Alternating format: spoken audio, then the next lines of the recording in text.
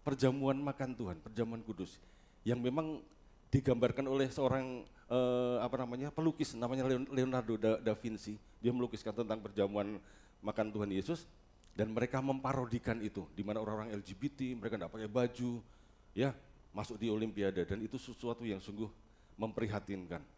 Oleh karena itu kita mesti berdoa bersama-sama, Bapak Ibu Saudara, hari kedatangan Tuhan semakin dekat dan kita harus semakin waspada dengan segala sesuatunya. Dan oleh karena itu hari ini mari bersama-sama kita mengerti firman Tuhan ini. Minta sama Tuhan bahasa yang paling sederhana buat kita untuk kita menangkap satu hal. Amin Bapak Saudara. Ya, sebelum masuk firman Tuhan, sebelum masuk PowerPoint saya mau tanya, siapa di antara kita yang pernah mendengar bahwa kita ini adalah anggota tubuh Kristus? Boleh lambaikan tangan?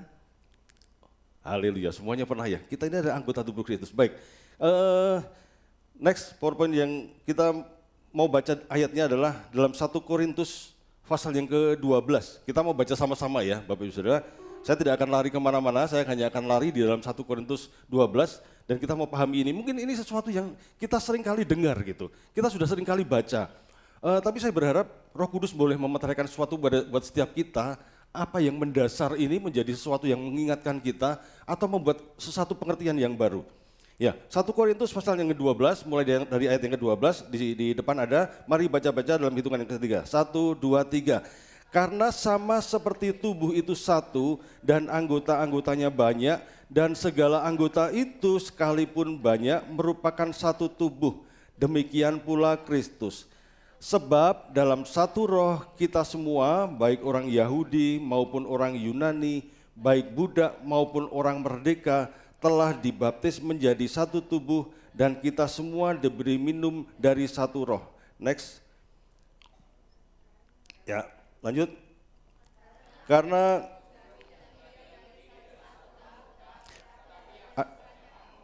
andai kata kaki berkata, karena aku bukan tangan, aku tidak termasuk tubuh, jadi benarkah ia tidak termasuk tubuh? Dan andai kata telinga berkata, karena aku bukan mata, aku tidak termasuk tubuh, jadi benarkah ia tidak termasuk tubuh? 17. Andai kata tubuh seluruhnya adalah mata, di manakah pendengaran? Andai kata seluruhnya adalah telinga, di manakah penciuman? Tetapi Allah telah memberikan kepada anggota masing-masing secara khusus suatu tempat pada tubuh seperti yang dikehendakinya. Amin firman Tuhan. Kita sudah sering mendengar ayat ini. Jadi Bapak Ibu Saudara, latar belakang surat 1 Korintus ini adalah surat Paulus kepada jemaat di Korintus, di mana jemaat Korintus adalah satu jemaat yang ada di kota besar. Dan Bapak Ibu Saudara tahu, umumnya kota besar itu mempunyai sesuatu yang kompleks ya, kompleks. Jadi ekonominya memang maju sehingga orang pada berdatangan di situ, sangat heterogen gitu kan. Dan di mana ekonominya maju, di situ pasti juga banyak kejahatan. Jadi di Korintus itu banyak keberagaman budaya, agama, filsafat campur aduk di situ semuanya. Dan itu latar belakang yang beragam itu memunculkan juga orang-orang yang berpendidikan tinggi. Sehingga orang-orang yang berada di golongan rendah itu mereka juga kadang-kadang terpinggirkan. Nah, oleh karena permasalahan yang kompleks itu Bapak Ibu Saudara, di jemaat Korintus itu akhirnya muncul berbagai macam permasalahan. Salah satunya adalah perselisihan ya, kemudian gap-gapan gitu kan. Di situ muncul tokoh, ada Paulus, ada Apolos, ada Kefas ya. Mereka yang mendukung Apolos, mereka berkata, "Wah, aku enggak suka dengan Kefas." Yang mendukung Kefas dia bilang, "Aku enggak suka Paulus," kan gitu kan. Tapi sebenarnya mereka semua membawa berita firman Tuhan yang sama. Ya, Bapak Ibu Saudara. Tetapi perpecahan itu artinya sudah terjadi dari sejak zaman dahulu kala. Di zaman bapak-bapak gereja yang pertama, Bapak Ibu Saudara ya. Kemudian di dalam kota Korintus itu juga terdapat masalah persinahan, masalah seks di luar nikah, kawin cerai, perselisihan dalam perjamuan kudus dan lain sebagainya, banyak sekali Bapak Ibu Saudara.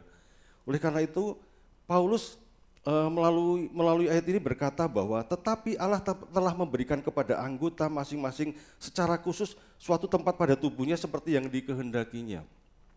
Jadi Paulus sedang menyurati kepada jemaat di Korintus, ayolah jangan bertengkar gitu, jangan berselisih, bahwa kita itu mempunyai satu Allah yang sama. yaitu Tuhan Yesus yang kita sembah. Oleh karena itu perbedaan itu kalau itu tidak memunculkan penghinaan kepada Kristus, mereka itu masih satu sebenarnya. Jadi gitu Bapak Ibu Saudara ya. Jadi arti dari gereja yang kudus dan am itu adalah bahwa am itu bicara universal. Jadi begini Bapak Saudara, kalau kita beda sinode, kita ini Pantekosta ya, kita ada di gereja Pantekosta, tetapi ketika kita bertemu dengan orang sinode lain yang non Pantekosta, selama dia masih menyembah Yesus, kita itu masih satu gereja yang kudus dan am, percaya kepada Yesus sama-sama. Tetapi kalau seperti ada seorang hamba Tuhan ya menyebutkan bahwa Yesus itu bukan Allah, dia itu hanya Allah kecil. Nah itu dia sudah mengingkari Yesus, dia sudah masuk dalam kesesatan. Ya, kita tidak bisa bersatu dengan dia. Tetapi selama seseorang mengaku percaya Yesus, mengakui Roh Kudus, dan kita bersama-sama meskipun dengan cara ibadah yang berbeda, Bapak Ibu Saudara, kita ini masih satu di dalam Tuhan. Katakan amin. Ya, Bapak Ibu Saudara ya. Oke, next. Jadi di dalam Jemaat Korintus itu juga muncul pertanyaan-pertanyaan yang semakin sulit dijawab karena mereka saling berdebat masing-masing, tetapi Paulus mengatakan bahwa ayo bersatu. Nah saya mempunyai sebuah gambar nih, kalau kita tadi berkata bahwa kita ini adalah anggota tubuh Kristus, saya membayangkan foto saya ada di salah satu di antaranya. Dan kalau saya tanya kepada Bapak Ibu Saudara sebagai anggota tubuh Kristus, Bapak Ibu Saudara ada di mana? Apakah ada di tangan? Ini hanya sebuah gambaran ya. Ini aja sebuah gambaran. Bapak Ibu Saudara ada di kakinya Yesus, ya, atau di mana gitu. Tapi ini sebuah gambaran bahwa kita ini semua itu membangun sebuah keutuhan tubuh Kristus. Karena kalau kita tidak masuk di dalamnya, berarti kita di luar tubuh Kristus, Bapak Ibu Saudara. Ya. Oleh karena itu 1 Korintus ayat yang ke-7, pasal yang ke-7 ayat yang ke-7, next. Demikian firman Tuhan. Mari baca sama-sama, 1, 2, 3. Namun demikian, alangkah baiknya kalau semua orang seperti aku, tetapi setiap orang menerima dari Allah karunia-Nya, dalam kurung karis atau karisma, yang khas, yang seorang karunia ini dan yang lain karunia itu. Jadi Bapak Ibu Saudara, ketika kita menyatakan bahwa kita itu anggota tubuh Kristus dan kita itu ingin membangun tubuh Kristus secara utuh, kita itu harus menyadari apa yang Paulus katakan ini. Setiap orang menerima dari Allah karunia-Nya, karis atau karisma yang khas. Jadi Bapak Ibu Saudara, setiap kita sama Tuhan itu dikasih sesuatu sama Tuhan. Sebuah talentakah, sebuah karismakah, karuniakah. Jadi setiap kita ini harus tahu apa karisma kita dan apa talenta kita. Bu Grace itu punya alat tes, namanya tes karunia ya. Saya kemarin juga di kampus ada dosen yang juga memberikan kepada kami semuanya tes karunia. Kalau Bapak Ibu Saudara belum pernah dites, sebaiknya dites ya. Karena jangan sampai Anda semua tidak tahu gitu karunianya apa. Jangan sampai Anda semua itu menjadi orang yang terlewatkan gitu, tidak masuk di dalam kesatuan tubuh Kristus ini. Ya Bapak Ibu Saudara. Karena setiap orang harus menemukannya. Orang yang tidak memakai karunia yang dimilikinya ibarat perumpamaan Yesus tentang talenta dalam Matius 25 ayat 22, 30. Bisa minta tolong Bu Grace bacakan? Matius 25 ayat yang ke-22 sampai dengan yang ke-30. Kita sering mendengar ini tapi kita perlu mendengar kembali. Matius 25 ayat 22 sampai 30. 22 sampai 30 demikian bunyi firman Tuhan. Lalu datanglah hamba yang menerima 2 talenta itu, katanya, Tuhan, 2 talenta Tuhan percayakan kepadaku. Lihat, aku telah beroleh laba 2 talenta. Maka kata tuannya itu kepadanya, baik sekali perbuatanmu itu, hai hambaku yang baik dan setia. Engkau telah setia memikul tanggung jawab dalam perkara yang kecil. Aku akan memberikan kepadamu tanggung jawab dalam perkara yang besar. Masuklah dan turutlah dalam kebahagiaan Tuanmu.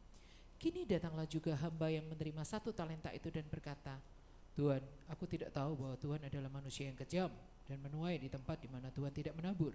dan yang memungut dari tempat di mana Tuhan tidak menanam.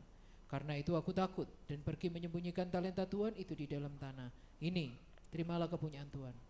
Maka jawab tuannya itu, hai kamu hamba yang jahat dan malas. Jadi kamu sudah tahu bahwa aku menuai di tempat di mana aku tidak menabur dan memungut dari tempat di mana aku tidak menanam. Karena itu sudahlah seharusnya uangku itu kau berikan kepada orang yang menjalankan uang, supaya sekembaliku aku menerimanya serta dengan bunganya. Ayat 30. Sebab itu ambillah talenta itu daripadanya dan berikanlah kepada orang yang mempunyai 10 talenta itu. Karena setiap orang yang mempunyai kepadanya akan diberi sehingga ia berkelimpahan.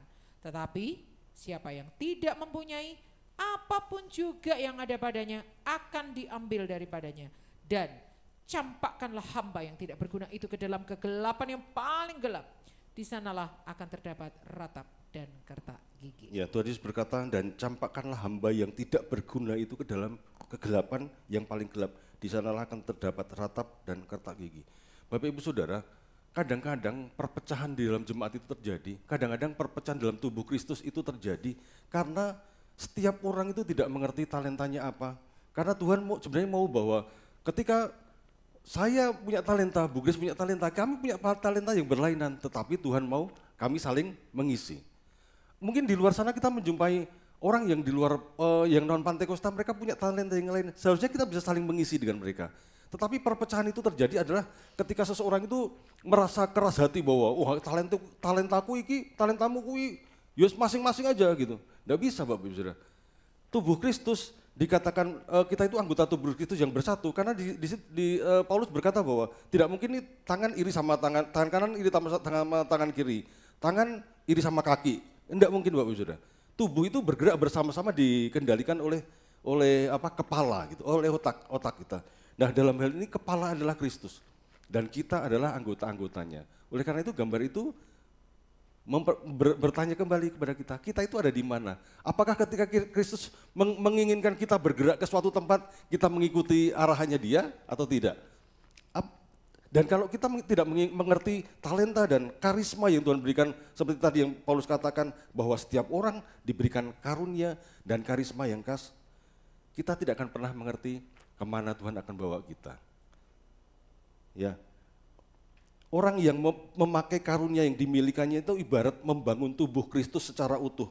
Dan orang yang tidak memakai karunia yang dimilikannya ibarat membiarkan tubuh Kristus itu mengalami kelumpuhan. Jadi Bapak Ibu Saudara, saya punya satu teman,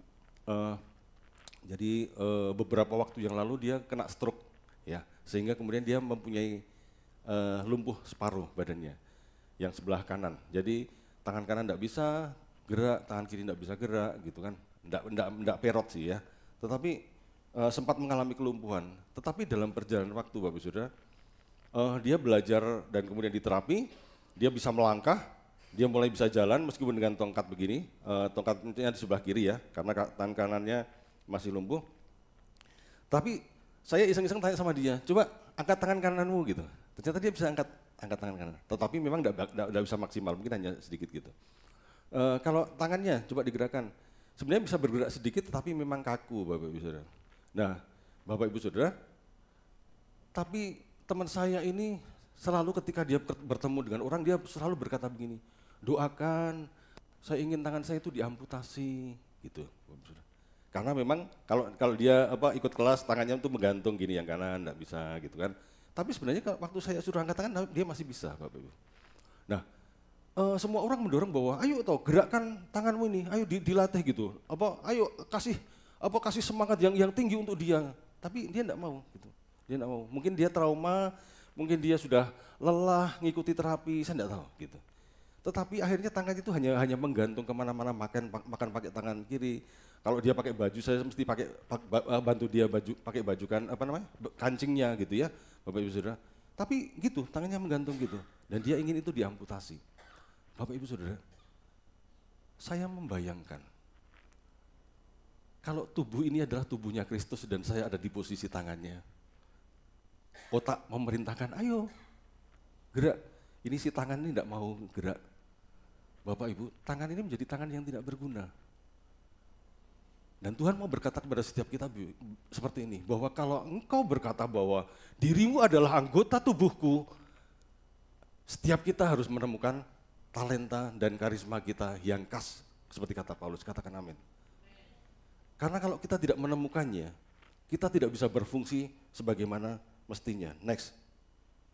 Mari katakan sama-sama, setiap orang adalah bagian tubuh Kristus yang khusus. 1, 2, 3. Coba kita mau baca dalam 1 Korintus 12 ayat 1 sampai yang ke-12. Masih di atasnya ayat itu kalau di dalam Alkitab Bapak Ibu Saudara. Bu Grace bisa minta tolong bacakan 1 Korintus 12 ayat 1 sampai dengan yang ke-12.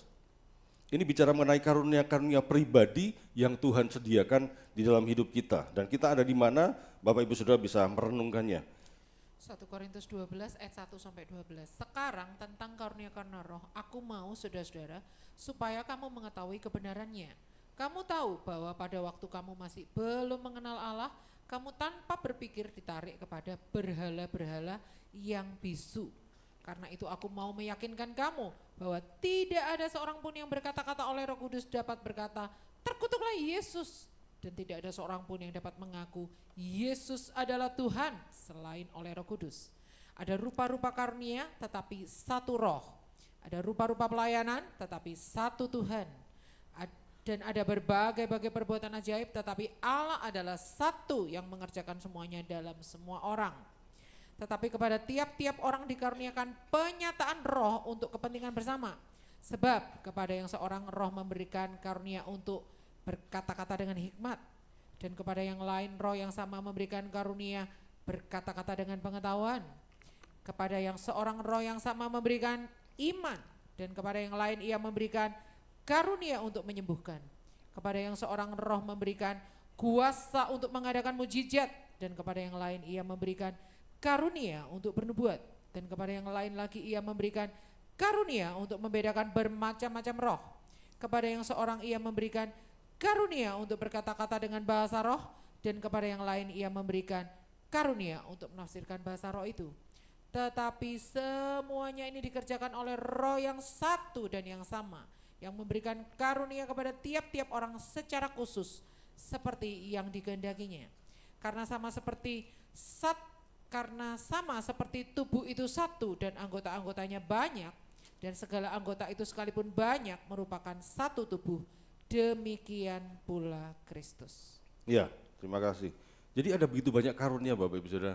Di situ ditulis ada karunia kebijaksanaan, pengetahuan, iman, kesembuhan, mujizat, nubuat, membedakan roh, bahasa roh, menafsirkan bahasa roh. Bapak Ibu termasuk yang mana? Apakah sudah tahu?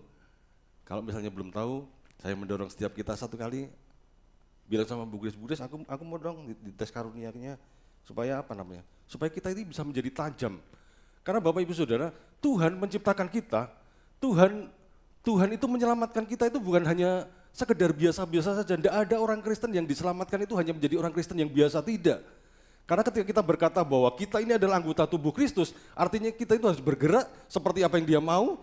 Kita menemukan karunia-Nya untuk dipakai menyelamatkan orang lain lagi, Bapak Ibu Saudara. Jadi tidak ada yang dikatakan orang Kristen yang diam-diam saja, orang Kristen yang aku tak gini-gini saja, tidak bisa Bapak Ibu Saudara. Karena ketika kita berkata bahwa aku ini anggota tubuh Kristus, kemana Yesus, apakah kita bagian dari kaki? Kalau bagian dari kaki berarti kita harus pergi seperti Yesus, kemana-mana pergi, ya dari desa-desa ke kota-kota, memberitakan Injil, Bapak Ibu Saudara. Jadi mari sadari bahwa kalau kita mendengar ayat ini bahwa kita ini adalah anggota tubuh Kristus, jangan biasa-biasa saja, oh ya aku anggota tubuh Kristus, sudah percaya Yesus, sudah diselamatkan, ya sudah aku tak berhenti sampai di situ saja. Tidak, Bapak Ibu Saudara. Karena Tuhan mau setiap kita menemukan apa yang khusus dalam hidup kita. Amin Bapak Ibu Saudara. Next, saya ingin di sini agak lama bahwa saya ingin sedikit bicara mengenai orang Pantekosta dan non Pantekosta, ya Bapak Ibu Saudara. Karena kita ada di gereja Pantekosta, saya ingin kita sedikit mengerti tentang orang non Pantekosta. Jadi roh yang sama tadi Paulus katakan, yang mengerjakan keselamatan kita, yang membuat kita ini percaya kepada Yesus, itu Roh Kudus itu bekerja dari awal, baik orang non Pantekosta dan non Pantekosta. Ketika orang Pantekosta di dalam Pantekosta itu ada penyerahan anak ya, penyerahan anak. Kemudian ketika dewasa dia mengalami pertobatan ya Bapak Ibu Saudara. Kemudian setelah itu terima Yesus dan percaya, dan setelah dia dewasa dia dibaptis selam. Tetapi orang non Pantekosta dia kalau kecil dibaptis percik. Jadi waktu kecil saya dulu dibaptis percik ya, sebelum jadi orang Pantekosta. Nah kemudian setelah dibaptis percik, waktu dewasa dia bertobat, terima Yesus dan percaya, kemudian ada yang namanya CD. Ya, CD itu pengakuan percaya dewasa. Ya, Bapak Saudara. Tetapi yang membedakan adalah seperti ini, kadang-kadang orang-orang yang non Pantekosta itu mereka mungkin punya pengalaman iman, iya gitu. Tapi coba Bapak Ibu Saudara ketemu orang-orang yang non Pantekosta ketika mereka suruh bersaksi. Apa yang Tuhan alami dan kerjakan dalam hidupmu, mereka kadang-kadang mungkin akan bingung gitu. Akan berpikir dengan keras. Bu Grace bilang ketika dia belum jadi Pantekosta ya, dia belum jadi Pantekosta, Bu Grace bilang orang yang non Pantekosta itu sepertinya mengejar sesuatu itu dengan berusaha keras, dengan susah payah gitu. Tetapi orang Pantekosta itu mempercayai adanya baptisan Roh Kudus, dan saya berharap Bapak Ibu Saudara sudah mengalaminya. Karena ketika seorang dibaptis Roh Kudus, dia mengalami pengalaman iman, mujizat, karunia-karunia itu dinyatakan, ya, karunia bernubuat. Orang non Pantekosta tidak percaya itu ada nubuatan hari-hari ini. Nubuatan dianggap sudah selesai pada perjanjian lama, ya. Pencurahan Roh Kudus dianggap selesai di perjanjian lama, tetapi orang Pantekosta masih meyakini bahwa setiap orang bisa dibaptis Roh Kudus hari ini. Dan kemudian orang Pantekosta percaya bahwa akan diutus dengan kuasa ketika Roh Kudus dicurahkan. Nah, ada orang bertanya seperti ini, Pak, kalau misalnya ini orang Pantekosta dan orang non Pantekosta sama-sama meninggal sebelum dia dibaptis Roh Kudus, masuk surga enggak? Masuk surga, percaya Yesus Bapak Ibu Saudara, tetap masuk surga. Tetapi intinya adalah keselamatan, bahwa intinya bahwa ketika kita percaya Yesus, Tuhan tidak hanya mau hanya sampai percaya saja dan berdiam diri, Tuhan mau targetnya itu adalah pengutusan. Amin Bapak Saudara. Jadi setiap kita itu harus sadar bahwa kita itu diutus dimanapun, di pekerjaan, bukan hanya di gereja. Kalau Bapak Ibu Saudara katakanlah, wah di gereja aku kok kelihatannya tidak cocok ya berdiri di depan gitu kan. Bapak Ibu Saudara bisa berdoa untuk apa yang bisa Bapak Ibu lakukan dalam rangka membangun tubuh Kristus itu di rumah gitu, di lingkungan, di dalam pekerjaan dan lain sebagainya. Tetapi ketika saya harus memilih, saya akan memilih menjadi orang Pantekosta. Karena saya tidak akan bersusah payah untuk mencoba mencari-cari tahu. Tapi ketika Roh Kudus memenuhi hidup saya, karunia itu akan dicurahkan. Kita akan diutus dengan kuasa, kita akan diutus dengan luar biasa, dengan cara Tuhan, dimampukan oleh Roh Kudus. Jadi itu bedanya orang Pantekosta dan non Pantekosta. Nah satu kali ini Bapak Saudara, ada satu pasangan menikah, satunya Pantekosta, satunya non Pantekosta gitu ya. Ini rupanya dua ini bukan bermaksud menyindir loh. Saya dulu juga menikahnya satunya Pantekosta, satunya non Pantekosta sama Bu Grace ini ya. Nah Bapak Ibu Saudara, tapi rupanya ini si ibu ini non Pantekosta, yang bapaknya Pantekosta berapi-api, yang ibunya ini non Pantekosta, tapi dia tuh tidak mengerti karunianya, dia tidak mau tahu, pokoknya aku menikah karena sayang saja gitu ya, aku menikah karena cinta saja gitu. Akhirnya mereka menikahlah, sampai akhirnya kemudian satu kali menjadi tua, si ibu ini tetap bertahan dengan non Pantekostanya ya, Bapak Saudara. Dia pokoknya kalau suaminya ikut kegerakan apa gitu doa pencurahan Roh Kudus dia tidak mau ikut ya. Orang Pantekosta itu biasa bicara khotbah tentang eskatologi kedatangan Tuhan, dia tidak mau ikut Bapak Saudara. Karena si ibu ini dia mati-matian, pokoknya aku non Pantekosta kok, aku sampai matiku ya seperti ini gitu, aku tidak mau kemana-mana, dia juga tidak melayani gitu ya. Nah Bapak Ibu Saudara, satu kali ketika mereka semakin tua, rupanya pendengaran semakin berkurang. Nah, bapak yang Pantekosta ini diajak sama pendetanya kan pergi ada seminar eskatologi dan lain sebagainya. Waktu pulang, dia kan orangnya bersukacita kan, orang Pantekosta kan bersukacita gitu kan. Dia nyanyi di rumah. Besoknya si ibu ini datang kepada Bapak Pendeta, marah-marah sambil nangis-nangis. Bapak Pendeta, Bapak pendeta ini sesat. Loh kok sesat gimana? Karena membuat suami saya itu selingkuh. Oh, dia kaget. Pak pendetanya, oh maksud ini apa anak buahku yang tak ajak kemana-mana ini selingkuh gitu kan. Dia enggak percaya. Loh kok selingkuh gimana? Iya dia selingkuh sama siapa? Si ibu bilang, enggak tahu itu, mungkin sama pramugari. Wah, bapak pendetanya juga heran, loh ini bapak sudah tua, maksud selingkuh sama pramugari. Tapi dia pikir-pikir juga, oh mungkin bisa juga ya, mungkin bisa juga gitu. Nah akhirnya si bapak ditanya, bapak selingkuh? Enggak sih, saya enggak selingkuh apa-apa. Loh ini kok ibu menuduh selingkuh? Ya enggak tahu. Ibunya tanya lagi, loh kenapa kok ibu menuduh bapak selingkuh? Kemarin itu dia nyanyi-nyanyi gitu. Oh nyanyi-nyanyi gitu kan. Bapak ini mulai ingat-ingat dia nyanyi apa. Rupanya bapak saudara ada nyanyian nih. Kalau seorang yang Pantekosta dan non Pantekosta mereka tidak menyadari karunia-Nya sama-sama dan blending saling menghargai satu dengan yang lain. Kejadiannya seperti ini. Rupanya ada satu nyanyian yang berbahaya untuk yang pertama orang tua yang pendengarannya mulai berkurang dan orang yang tidak bisa menyatu bersama-sama membangun tubuh Kristus. Bapak Ibu Saudara tahu nyanyiannya apa? Coba next dibuka. Lagunya ini ada pertemuan di udara. Rupanya ibu itu kalau bapak ini nyanyi di kamar, dia karena pendengarnya berkurang, T-nya hilang Bapak Ibu Saudara. Jadi nyanyinya gini, ada perempuan di udara, perempuan yang manis. Saya rindu bertemu di sana jauh di udara. Dia menganggap suaminya selingkuh sama pramugari. Ya Bapak Saudara. Jadi hati-hati nih, saya bersyukur karena istri saya sudah jadi Pantekosta, jadi kalau saya nyanyi lagu itu dia tidak curiga Bapak Saudara. Tapi artinya begini, saya mau katakan bahwa tidak dilarang seorang suami istri menikah Pantekosta dan non Pantekosta, tidak dilarang. Tetapi artinya setiap kita harus menyadari karunia kita, seperti Paulus bilang. Katakan amin. Karena ketika kita mengerti karunia kita masing-masing, kita itu harusnya bisa saling mengisi. Itulah yang dinamakan gereja yang kudus dan am. Jadi jangan anti dengan orang Pantekosta dan jangan anti dengan orang yang non Pantekosta. Saya itu dulu waktu kecil, waktu bapak saya masih belum Pantekosta, setiap kali lewat di gereja Pantekosta GPD Magelang, bapak saya selalu bilang gini, waktu itu masih kecil, opo ki gereja kok sembahyang nangis-nangis, keplok-keplok, baru yang nangis-nangis keplok-keplok meneh, gitu. Bapak saya Pak Doni gitu kan.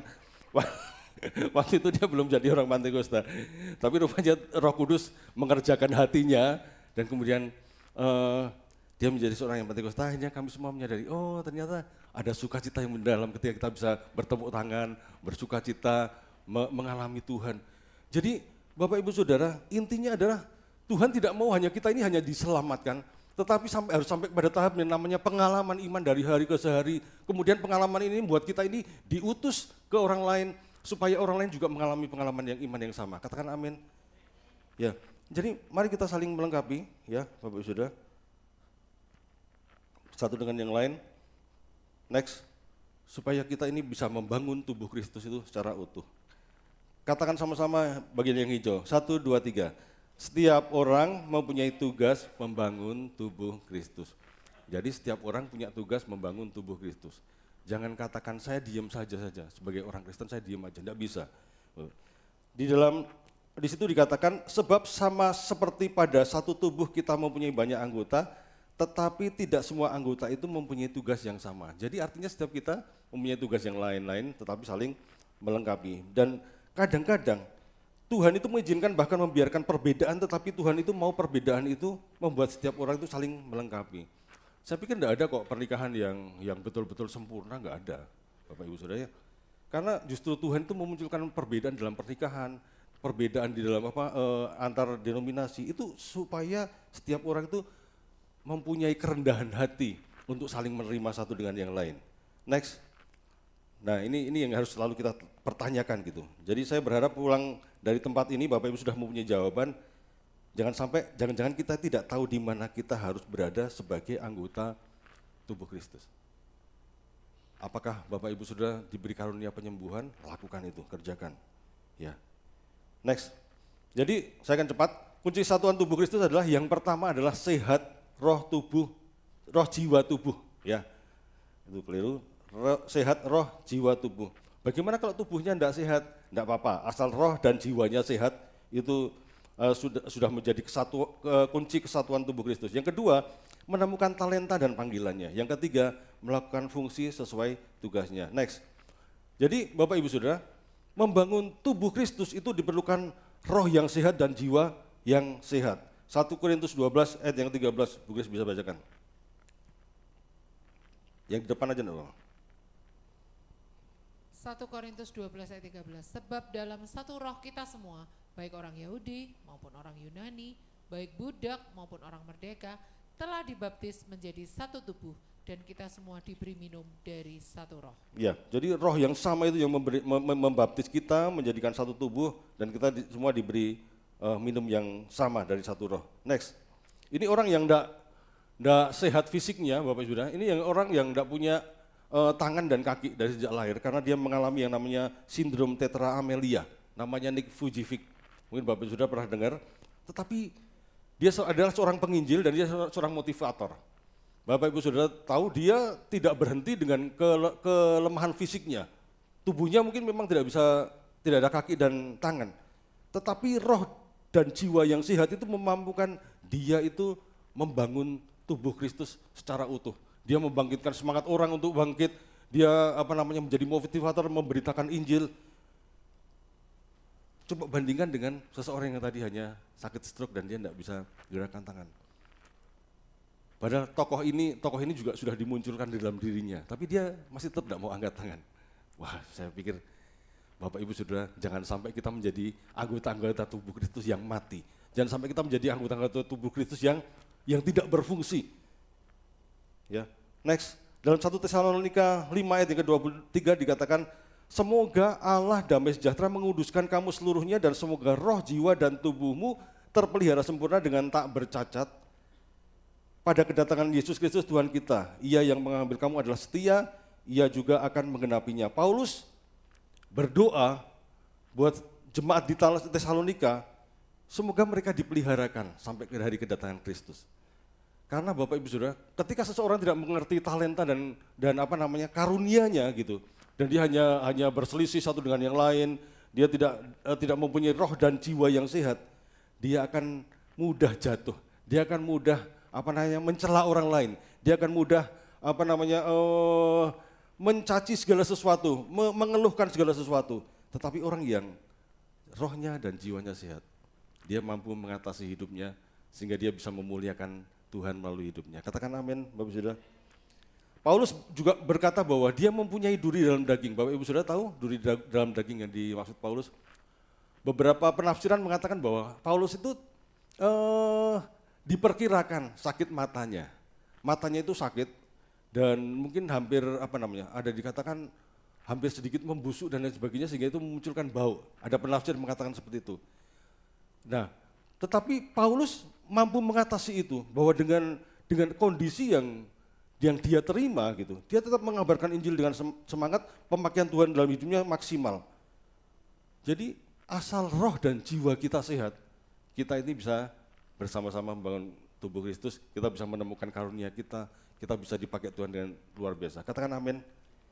Yang kedua, menemukan talenta. Tadi kita sudah bahas. Jadi setelah kita menemukan talenta dan karunia kita, setiap orang wajib menolong orang lain bertobat dan menemukan karunia-Nya.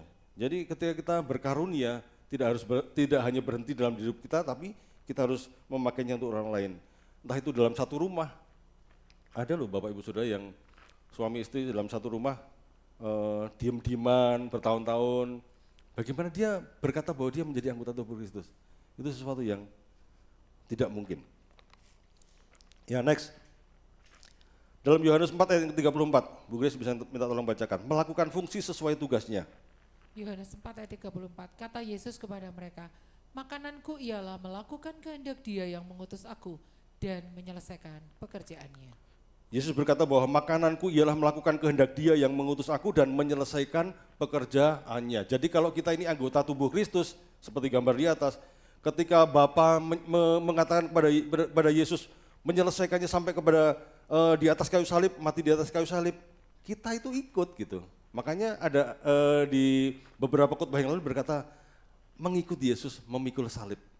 Ya Bapak Saudara, dan itu harus kita lakukan. Karena kita itu adalah anggota tubuh Kristus. Kemanapun Yesus pergi, kita mengikutinya. Next. Dan Yesus melakukan tugasnya tanpa henti. Berjalan dari desa ke desa, dari kota ke kota, bahkan Yesus bekerja dari sejak penciptaan sekarang sampai selama-lamanya. Ya, Bapak Ibu Saudara. Jadi bagaimana kita sebagai seorang Kristen bisa berkata bahwa aku tak diem aja. Mungkin saat ini ada beberapa orang yang sedang mengalami masalah dan berdiam diri, tapi kita harus berdoa, Bapak Ibu Saudara. Adakah hal-hal yang lain yang kita bisa lakukan? Jangan sampai kita hanya berdiam diri dan tidak melakukan apa-apa, sementara kita itu mengaku anggota tubuh Kristus. Jadi kesimpulan yang pertama, next. Setiap orang itu mempunyai tugas membangun tubuh Kristus, katakan amin. Setiap orang harus sehat roh dan jiwanya, katakan amin. Setiap orang harus menemukan talenta karunia yang diberikan Tuhan secara khusus, katakan amin. Dan yang keempat, setiap orang harus melakukan fungsi sesuai tugasnya, terutama menolong orang lain bertobat dan menemukan talentanya, katakan amin. Jadi kalau saat ini ada orang Kristen yang hanya diam saja, tidak melayani baik di gereja, tidak melayani juga di luar, dia seperti halnya membiarkan tubuh Kristus itu lumpuh. Tolong camkan ini, baik-baik direnungkan. Orang Kristen yang hanya diam saja, tidak melakukan tugasnya dengan karunia-Nya, sama seperti membiarkan tubuh Kristus itu lumpuh. Dan hal itu berdosa di hadapan Tuhan. Ya Bapak Saudara, ini juga firman yang untuk saya renungkan juga. Jangan sampai kita itu hanya diam saja. Karena beberapa hamba Tuhan ketika ketemu dengan saya, dia bilang, jangan buang-buang waktu. Saya berpikir usia saya sudah 50 ke atas, dan Bapak Ibu Saudara bisa merenungkan berapa usia Bapak Ibu Saudara. Jangan buang-buang waktu. Jadi sementara kita masih mempunyai kesempatan hidup, mari kita lakukan untuk membangun tubuh Kristus. Dan yang terakhir, Matius 5 ayat 48 berkata seperti ini. Karena itu haruslah kamu sempurna, sama seperti Bapamu yang di surga adalah sempurna. Bapak Ibu Saudara, kadang-kadang kita berpikir bagaimana kita bisa menjadi sempurna seperti Bapa gitu. Tetapi kalau kita melihat di dalam Matius 5 ayat 48 ini, kita nanti akan dibawa ucapan bahagia Yesus. Berbahagialah kamu yang miskin di hadapan Tuhan, karena kaulah yang punya kerajaan Allah. Artinya Tuhan sedang berkata bahwa kita itu harus sempurna, karena kata sempurna di situ memakai kata teleios. Teleios itu artinya gini, mencapai tujuannya lengkap, matang, dewasa, sempurna, utuh, dan genap. Jadi kalau kita tidak bisa menjadi seorang Kristen yang dewasa kalau kita ini hanya diam saja, ya kita bukan orang Kristen yang dewasa. Kalau kita hanya orang Kristen yang diam saja, berarti kita bukan orang Kristen yang lengkap, karena Tuhan tujuannya tidak hanya menjadikan dia diam saja. Tuhan mau setiap kita ini bergerak, diutus Tuhan memenangkan jiwa, atau memakai karunia yang Tuhan berikan dalam setiap hidup kita dalam hal apapun. Kalau engkau adalah seorang pendoa, katakan engkau berdoa. Dan saya mendorong setiap bapak-bapak, ibu-ibu yang punya anak-anak atau punya cucu, temukanlah talenta dan karunia mereka dari sejak awal, supaya mereka itu mempunyai sebuah jati diri dan pribadi. Ketika keluar dari gereja ini ditanya, "Hai Grace, apa karuniamu dalam membangun tubuh Kristus?" Dia akan berkata, "Saya seorang pengajar." Atau Pak Hendra, "Apa karuniamu untuk membangun tubuh Kristus?" "Saya memotivasi orang-orang untuk mereka mendekat kepada Tuhan." Setiap kita harus mempunyai jawaban itu, bahwa kita seorang murid yang diutus untuk melakukan sesuatu. Katakan amin. Dan yang terakhir saya ingin katakan sekali lagi bahwa orang Kristen yang hanya diam saja, sama seperti orang yang tidak dewasa, tidak matang, tidak sempurna, tidak utuh, dan itu menghina Tuhan.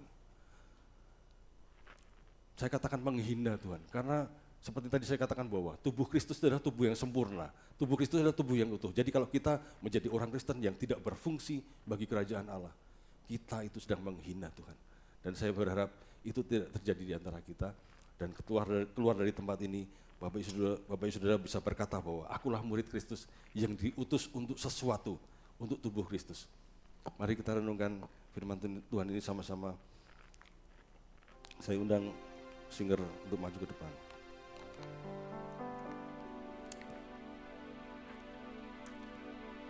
Terima kasih Tuhan Yesus.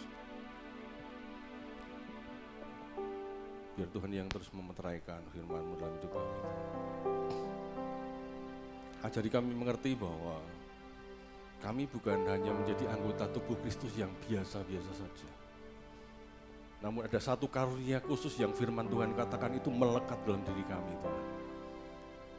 Dan kami tidak bisa membiarkan itu menjadi seperti seseorang yang mengubur talentanya, Tuhan.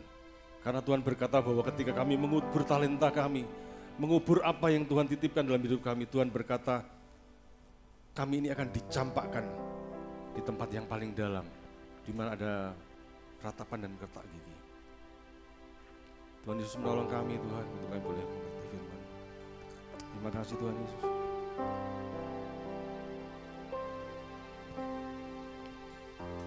Haleluya. Terima kasih Tuhan. Aku punya Tuhan yang besar, yang telah berjanji dan sanggup menggenapi imanku, bersepakat percaya kuasanya. Ku terima sekarang kemenangan darimu.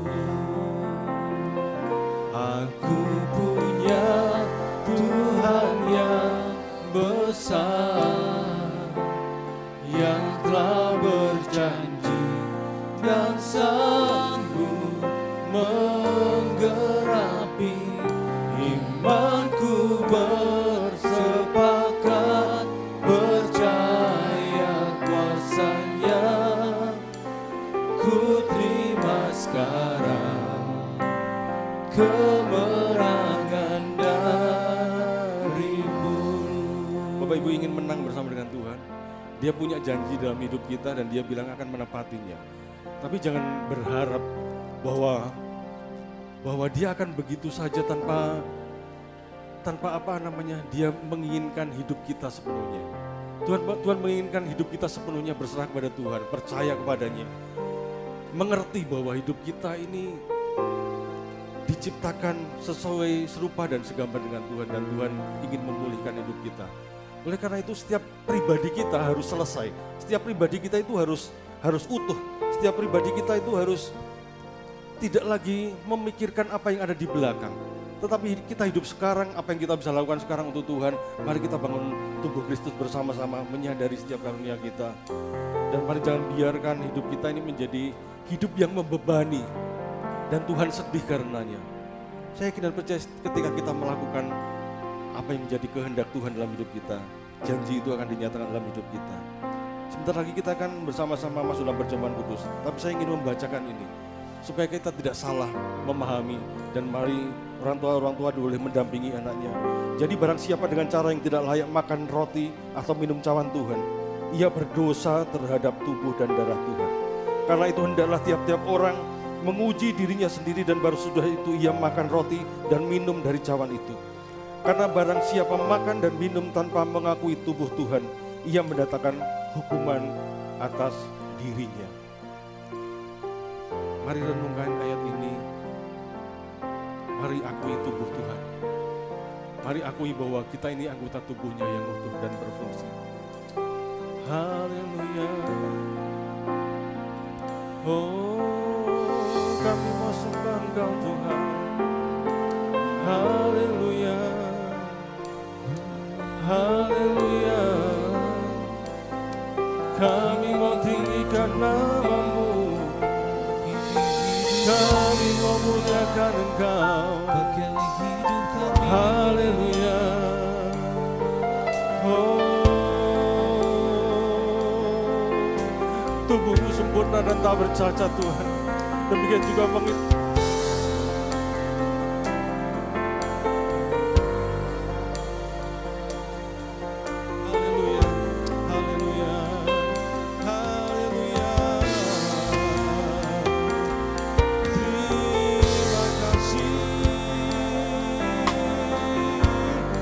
keselamatan yang Kau beri. Haleluya. Terima kasih. Mari sembah Tuhan. Mari sembah Tuhan. Akui setiap apapun yang mungkin masih bersalah di hadapan Dia, selesaikan saat ini. Sebelum kita minum dan makan berjamaah Tuhan, mari sembah Dia. Haleluya, haleluya. Ampuni kami Tuhan, ampuni kami atas setiap kesalahan kami. Ampuni kami selama ini kami berdiam diri Tuhan. Ampuni selama ini kami mungkin bersalah pada orang di sekeliling kami Tuhan. Oh Yesus, terima kasih Yesus. Haleluya.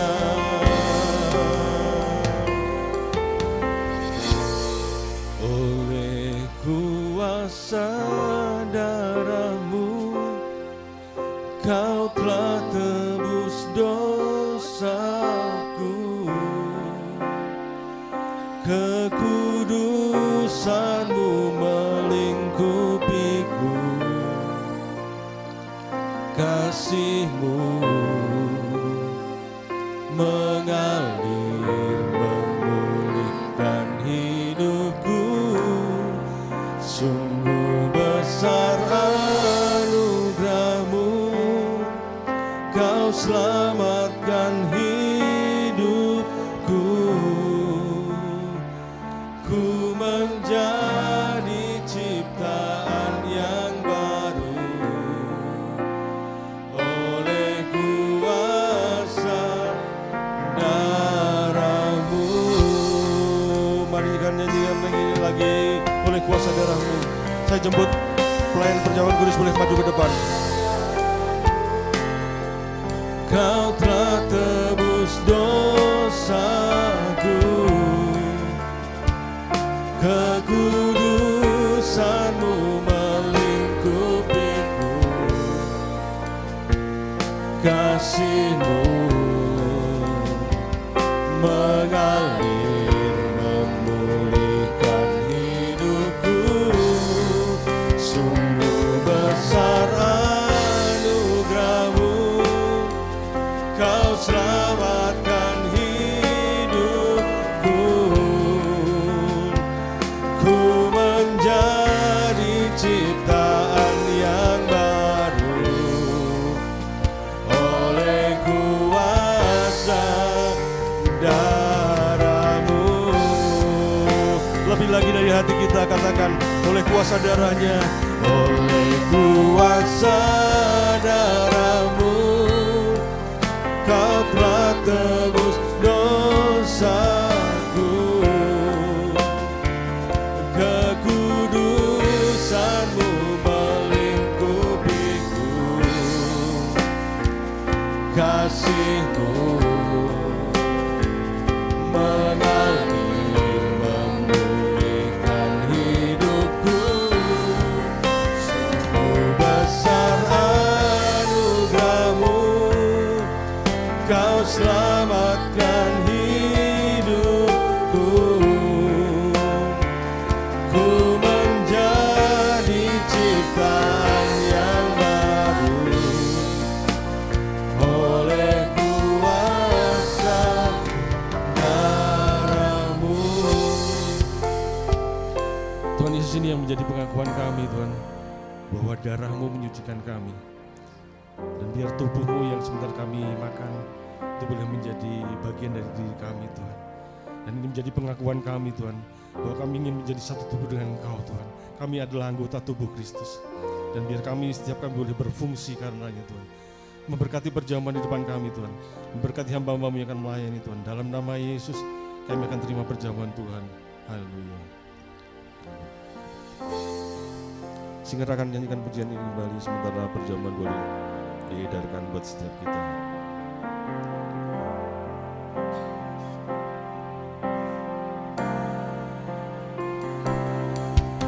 Saat ku masuk ke hadirat-Mu, bawa persembahan ke tempat kudus-Mu.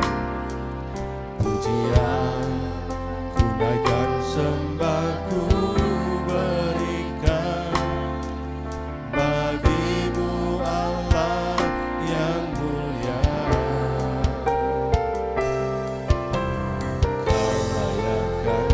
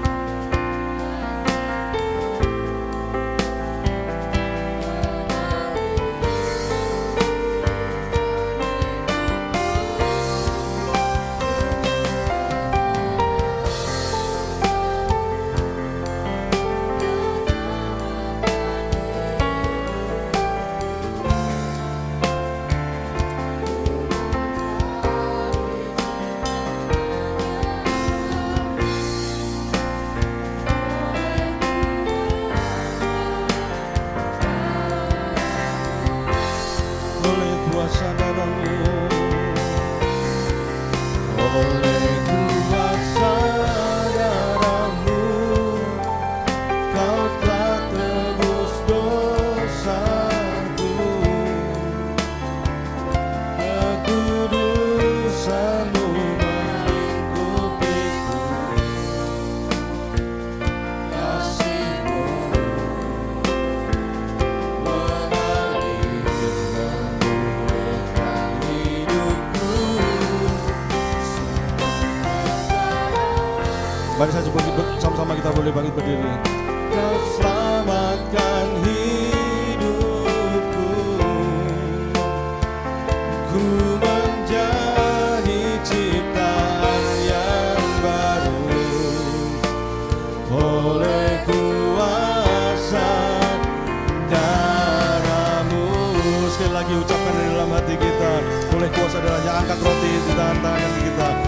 Kuasa darah-Mu, Kau telah tebus dosaku, kekudusan-Mu melingkupiku, kasih-Mu mengalir memulihkan hidupku. Sungguh besar anugerah-Mu, Kau selamatkan hidupku, ku menjadi ciptaan yang baru oleh kuasa darah-Mu. Sebab apa yang telah kuteruskan kepadamu telah aku terima dari Tuhan, yaitu bahwa Tuhan Yesus pada malam waktu Ia diserahkan mengambil roti, dan sesudah itu Ia mengucap syukur atasnya, Ia memecah-mecahkannya dan berkata, inilah tubuhku yang diserahkan bagi kamu, perbuatlah ini menjadi peringatan akan aku. Bukankah roti yang ada di tangan kita adalah merupakan tubuh Kristus yang akan kita makan dan kita menjadi satu dengan Dia? Mari sama-sama katakan amin. Mari sama-sama makan dalam nama Yesus.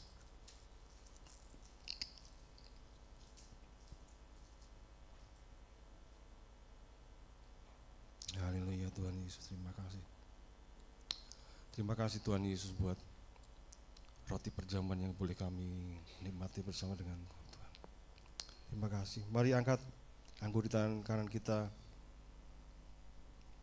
Demikian juga Ia mengambil cawan sesudah makan, lalu berkata, cawan ini adalah perjanjian baru yang dimeteraikan oleh darahku. Perbuatlah ini setiap kali kamu meminumnya menjadi peringatan akan aku. Mari kita minum bersama-sama dalam nama Yesus.